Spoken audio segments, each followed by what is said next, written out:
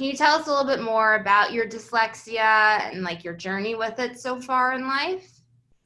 Well, we found out I was dyslexic in second grade. It didn't really mean much to me at the time. I just knew I was a bit behind the other kids, and I didn't really start comparing myself to them till a bit later on. Okay. So, and how was that like process when you realized that like you were quote unquote different than like other people? I remember the day. It's very vivid in my mind. We had a sub in class, and I was using these reading strips, and they just kind of highlight a sentence on a page at a time. And I was using those, and I dropped them on the ground, and the kid picked them up, and he said, "You're not allowed to use these. You're cheating." And the teacher came over, and the whole class got involved. That was the first time I realized that, like, I don't learn the same as other people. Right. And that, yeah. And that was challenging, obviously, I'm sure. Did you ever like realize like that like your challenges were with, I mean, your reading and writing primarily?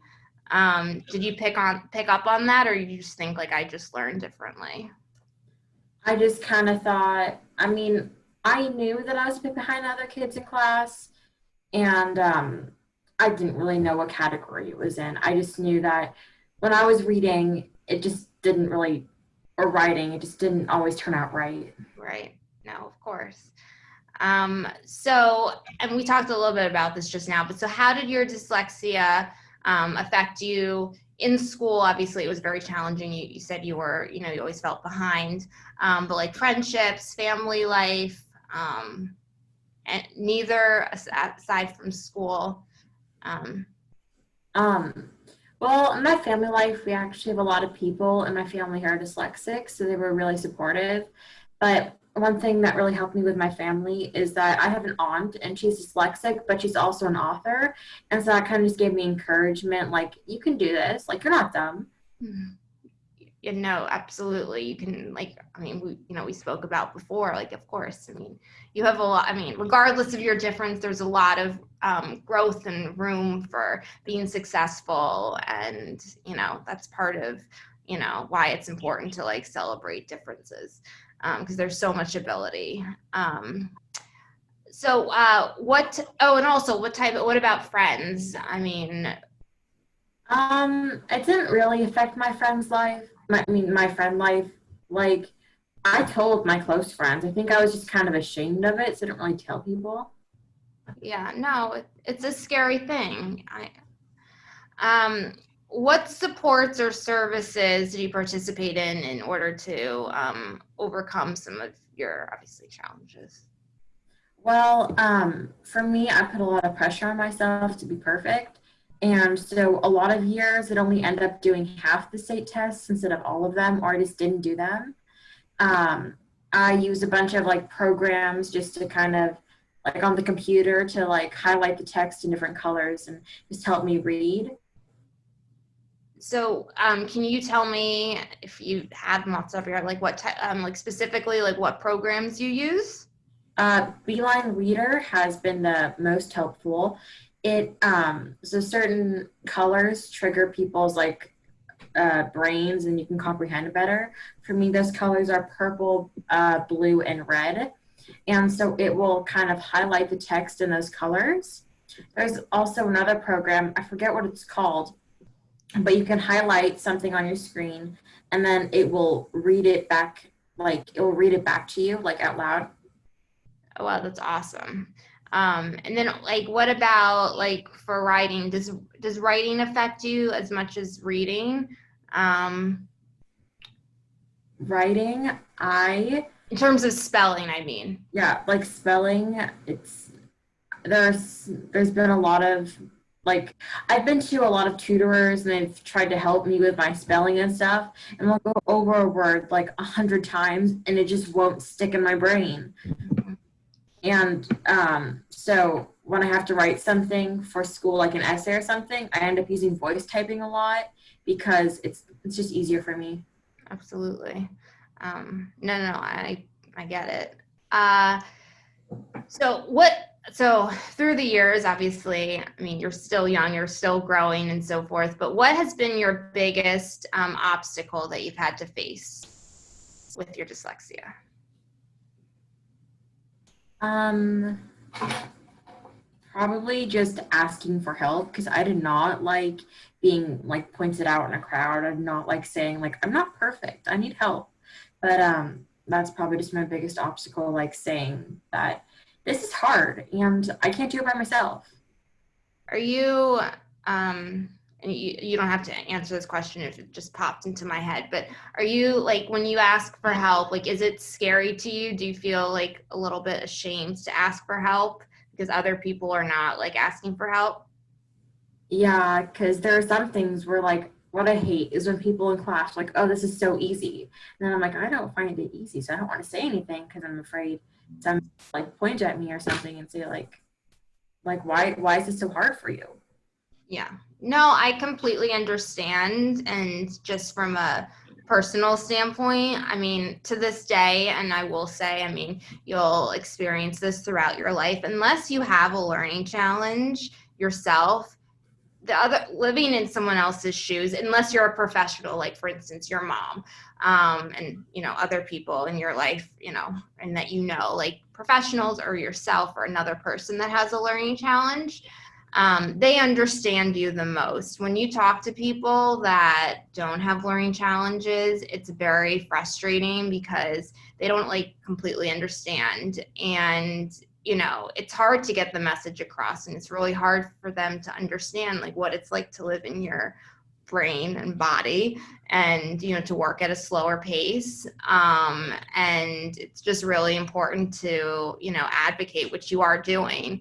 But I hear you, and it's something that I deal with when I enter new situations with people in terms of even work and so forth. So don't be afraid to speak up. I think speaking up is actually a powerful tool, because if you don't speak up, no one's going to know, or be, be accommodating, like, be able to help you if they don't know. So I'm glad you're speaking up, as much as it's difficult. Uh, so in times of struggle and losing hope, um, how have you persevered and kept moving forward? I think a lot of it was just fear, like fear of being pointed out and saying like that girl is different and that girl needs more help and stuff like that. Just when I was behind and I just kind of like felt like I can't do this anymore and I was dumb, um, it was just fear that pushed me along. Right. No. Yeah. I mean, that makes sense, because you don't know like what to do. You just live, right? And push forward as much as you can. So what do you think has been your greatest success so far? Well, last year, I kind of came to this point where I was telling myself, like, you can't do this. You're stupid. You're not going to get anywhere. You're going to be a C student. Like, and that's just, I mean, there's nothing wrong with a C. Like, that's average. And people kept on telling me that's average, but I kept on comparing myself to those people in my classes who were getting straight A's. And this year, I changed schools and I told myself, this is going to be your year. And it's the end of the school year now, and I have straight A's. Congratulations. That's Thank you. amazing. You must be like really proud of yourself. And you're in seventh grade?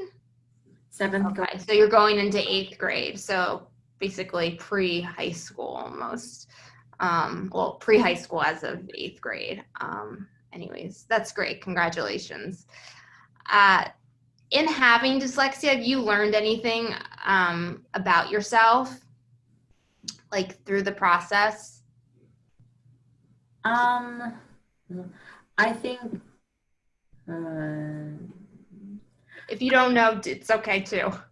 I don't know. I think one thing I've just learned is that I need help. Like I sometimes I just have to accept that I need help. Yeah. I mean, like, again, like asking for help, I mean, there's nothing wrong with it. Have you come to a place of accepting your dyslexia?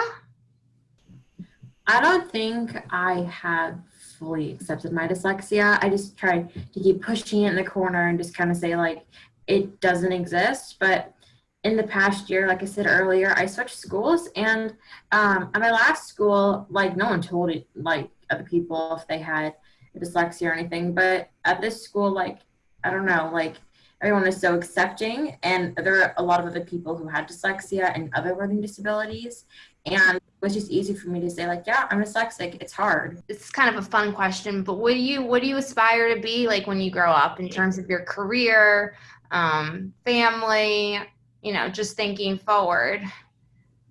If you know, I mean, I don't know, but I'm 13, so I don't really know what I'm gonna do with my life. But right now, I kind of want to be like a counselor for like an elementary school. I don't know, something about it. I don't know. I think having dyslexia has made me more sympathetic to people who, I don't know, are just having a hard time. right. I actually have a friend of mine. Well, she's an acquaintance, but who I went to college with, and she has a learning difference. She has specifically migraines, but it transpired also into some learning differences. And actually, she now is a counselor, and it's amazing to like see. So I hope you go for it. I mean, of course, things can always change. Obviously, you have so much more room for growth. But it sounds like a great plan. So I guess the last question is what advice would you give to others who have dyslexia or are struggling with some type of learning challenges and have lost hope? Well, I think for a lot of people, the people around them try to give them a second chance, but they don't give themselves a second chance. Like you just need to just believe in yourself. And I think that something like this, a meeting like this could, I don't know, maybe help people just give themselves a second chance, because I've had points where I just kind of hit rock bottom, told myself I was dumb, but I just needed to tell myself, you can do this, you can get through this. It's going to be hard, but you can get there. Right. And you're very smart. We're all smart, despite learning challenges. So no, that's really great advice. I think that I would love for you to share about like your struggle around being normal or wanting to be normal and what that looks like. I compare myself to other people a lot, and I don't like being different or asking for help. And I've always just wanted to be normal, and dyslexia is one of those things that, and it's another roadblock from me just being normal. I don't know if that makes sense. It's just another thing that's keeping me from being normal. And I've just kind of accepted, like, you're not going to be normal, and normal's boring, so you can just be you. That's a great answer. It's true. I would love for you to speak to maybe some of the pushback you've gotten from some teachers around your dyslexia, or some ways that maybe some struggles that maybe some teachers didn't realize, that some things they've put upon you that have been hard. I've had teachers who, like, I had a teacher one year, and he was like extremely smart, and he expected it was his first year teaching, so he didn't really know what to expect. And he just was kind of like, so here's your assignment, go do it. He didn't explain like this is what you need to do. So a lot of times teachers don't realize, they just don't realize that their students, they'll say like, okay, like I understand, but you don't at all. I also remember the teacher saying, she'll just grow out of it, right? It's not a big deal, she'll just grow out of it. And yeah, so I think it's where it's just a lack of education that can, I think the other thing that I would ask you is, if you met with another student who'd just gotten diagnosed with dyslexia, what would you want them to know? I would want them to know that just because you have dyslexia doesn't make you stupid. Like a lot of people say, dyslexia, oh, you're not going to learn very well, like you're going to fail, you're stupid. But Like, that's not true. That's what a lot of people automatically think, like, oh, you're dyslexic. I mean, you must be stupid. Like, What advice would you give them?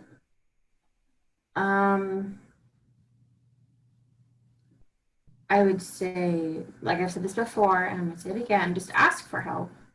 Because, I mean, you just need help sometimes. Great answer. Yeah. You know, a lot of times, you know, when people hear a label, they get like, you know, they get a little, they're like, oh, there must be something like seriously wrong. Like, you know, how can you be, you know, intelligent and so forth? And it's just wrong. They don't understand, and you have to just prove them wrong. I mean, I've proven so many people wrong, and it's crazy. And you're doing the same thing. I think the other thing that you often say is, I don't want to be defined by my dyslexia. Yes, I hate that. Because people are like, oh, that's a dyslexic student. One time, this kid didn't know I was dyslexic. He was in a different English class than me. And he was sitting at the lunch table next to me, and I just overheard him say, I hate it when the dyslexic kids read out loud in class, like when they have to read their stories out loud in class. And I was like, wow, like that. I mean, because there could have been somebody sitting who was dyslexic and you didn't know about it. I remember being sad with that kid. Like, he didn't know, like, I didn't think he necessarily knew that he had said something wrong, but it made me really mad. Of course. Makes sense. I hope he is not saying any of that stuff anymore. And I thank you for sharing your story with me.